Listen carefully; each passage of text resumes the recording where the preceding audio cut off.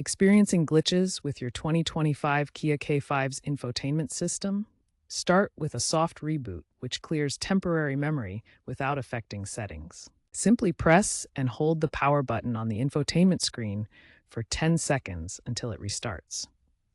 If issues persist, a factory reset wipes the system to default settings, erasing apps and preferences. Access this via Settings, General, Factory Data Reset, and confirm with your vehicle's PIN. Remember to back up data using the UVO Connect app before a factory reset to avoid losing customizations. Perform resets while parked to ensure safety. Having trouble with wireless CarPlay on your 2025 Kia K5?